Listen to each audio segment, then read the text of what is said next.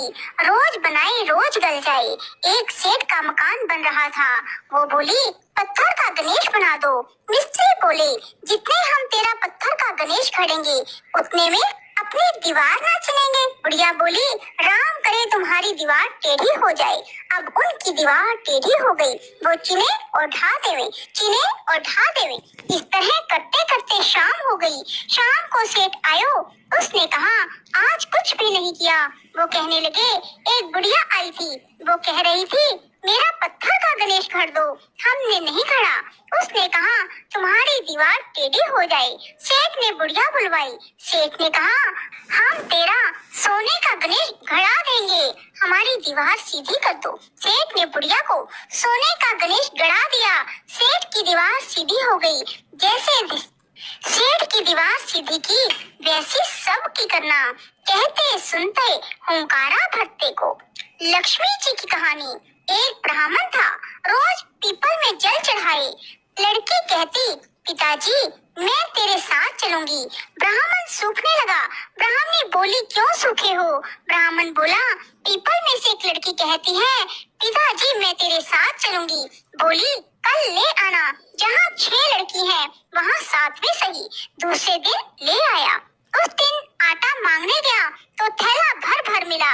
आटा छाने लगी, बोली माँ मैं छानूंगी। ना बेटी पावनी, बेटी तो धोली हो जाएगी। ना मैं छानूंगी।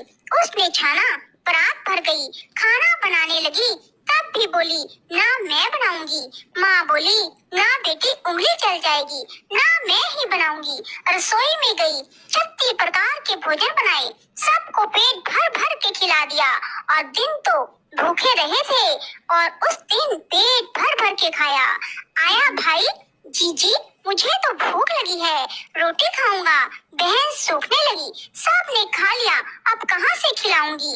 बेटी बोली माँ क्या बात है, तेरा मामा आया है, रोटी खाएगा। वह रसोई में गई, 36 प्रकार के भोजन बनाए, लाकर मामा को जिमा दिया। जीजी ऐसा भोजन कभी ना खाया जैसा आज खाया है। भाई तेरी पावनी भांजी है, उसने बनाया है। मामा खा के चला गया। शाम हुई, बोली माँ चौका लगा के चौके का दीवा जला दियो, कोठे में सोऊंगी। ना बेटी तू डर जाएगी। ना माँ कोठे में ही सोऊंगी। कोठे में सो गई। आधी रात को उठी, चारों तरफ आंख मारी, धन ही धन हो गया। जाने लगी, बाहर बूढ़ा ब्राह्मण सो रहा था। बेटी तू कहाँ चली? बोली मैं तो लक्ष्मी माता हूँ, इसके 6 बेटी है, दरिद्र दूर करने आई थी, तूने भी करवाना हो तो करवा ले। उसके घर में चारों तरफ आंख मारी, धन ही धन हो गया। सवेरे उठ के ढूंढ मची, पावनी बेटी कहाँ गई? ब्राह्मण बोला वो लक्ष्मी माता थी, तेरे साथ साथ मेरा भी दरिद्र दूर कर गई। जैसे लक्ष्मी माता ने उसका दरिद्र दूर किया, सब किसी का करे। कहते सुनते हुंकारा भरते की। कार्तिक मास में सभी स्त्रियां तुलसी माता को सींचने जाती, तो कोई धन मांगती, कोई पुत्र मांगती, तो कोई अमर सुहाग मांगती।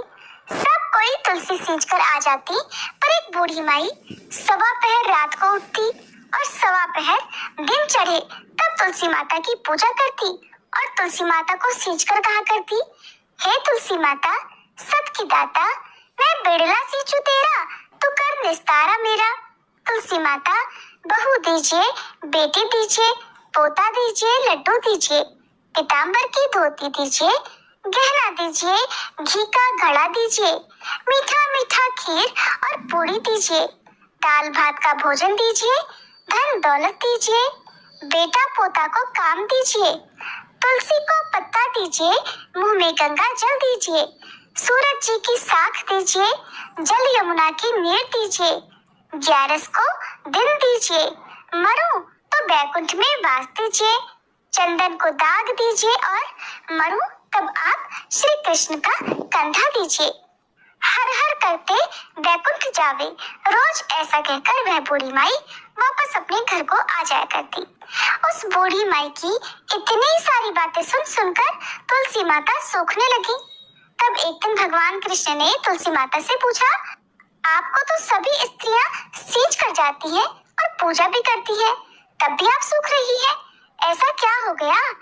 तब तब तुलसी माता ने कहा कि प्रभु आप मेरे मन की बात तो मत पूछो। तो भगवान बोले कि अगर मैं नहीं पूछूंगा तो कौन पूछेगा। तब तुलसी माता ने भगवान से कहा कि प्रभु एक बूढ़ी माई आती है और रोज इतनी सारी मन्नत मांगती है, पर मैं सभी मन्नतों को तो पूरा कर दूंगी, फिर भी मैं आपका कंधा कहाँ से उस बूढ़ी माई को दूंगी। तो भगवान बोले कि जैसा उसके नसीब में होगा वैसा ही होगा, आप सोचिए मत और हरे भरे होकर फलते फूलते रहिए। भगवान ने कहा कि जब वह मरेगी तब मौके पर मैं और आप दोनों ही कंधा दे देंगे। आप सुबह जब वह पूजा करने आए तब कह देना कि सब कुछ तुम्हें मिल जाएगा।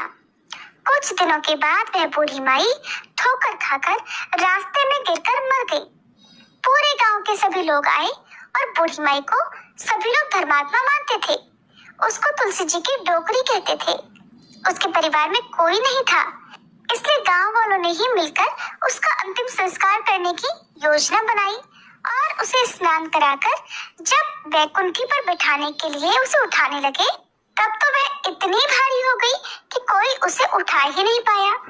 लोग उसे देखकर तरह तरह की बातें करने लगे और कहने लगे ये तो इतनी पूजा पाठ करती थी, हर समय माला फेरती थी, इसलिए ये इतनी भारी हो गई है। वहीं पूरे गांव में चर्चा होने लगी कि बूढ़ी माई कोई भक्ति नहीं करती थी, ये तो छल कपट करती थी। हम जिसे धर्मात्मा समझते आए थे वो तो पापिन है जो किसी से उठ ही नहीं पा रही। इधर भगवान ने सोचा कि मेरी भक्त की निंदा हो रही है, इसलिए भगवान ने एक बूढ़े ब्राह्मण का भेष धारण किया और पहुंच गए गांव वालों के बीच। वहां पर एकत्रित लोगों से पूछने लगे कि अरे भाई लोगों, यहाँ पर इतनी भीड़ क्यों लगाई हुई है। तब लोग कहने लगे ये देख लो, बूढ़ी माई मर गई है और ये पापिन थी जिससे वो किसी से उठ नहीं रही, सब उठा उठा कर उसे थक गए हैं। तब वह ब्राह्मण देवता बोले कि मुझे एक बार इन बूढ़ी माई के कानों में कुछ कह लेने दो, फिर देखो ये उठती है या नहीं। तो सभी लोगों ने कहा हम तो प्रयास करके थक चुके, आप भी प्रयास करके देख लीजिए। तब भगवान ने उस बूढ़ी माई के कानों में कहा हे बूढ़ी माई, देखो मैं आ गया। और जो बूढ़ी माई पूजा करते समय शब्द कहती थी वो शब्द उसके कानों में भगवान कहने लगे, तू बिड़ला सींचे मेरा, मैं करूं निस्तार तेरा। बूढ़ी माई बहू ले, बेटी ले, पोता ले, लट्टू ले, पीताम्बर की धोती ले, गहना ले, घी का घड़ा ले, मीठा मीठा खीर और पूड़ी ले, दाल भात का भोजन ले, धन दौलत ले, बेटा पोता को काम ले, तुलसी को पत्ता ले, मुंह में गंगा जल ले, 11 को दिन ले, चंदन को दाग ले और ये ले श्री कृष्ण का कांधा भी ले। इतना सुनते ही बूढ़ी माई तो बिल्कुल हल्की हो गई। तब भगवान बोले आओ भाई लोगों और बूढ़ी माई को उठा लो। भगवान ने भी हाथ लगाया और बूढ़ी माई उठ गई। सबको खूब आश्चर्य हुआ। फिर तो बूढ़ी माई को खूब धूमधाम से ले जाया गया और भगवान उसे अपने कंधे पर लेकर गए, क्योंकि बूढ़ी माई को कंधा देने के लिए स्वयं भगवान आए थे, जिससे उसे मुक्ति मिल गई और वह वैकुंठ में चली गई। सभी लोग देखते रह गए। सभी लोगों ने देखा कि वह ब्राह्मण घाट तक तो साथ ही आया था, लेकिन अब दिखाई नहीं दे रहा, जिससे लोगों को समझ में आ गया कि हो न हो वह ब्राह्मण और कोई नहीं, साक्षात भगवान ही थे।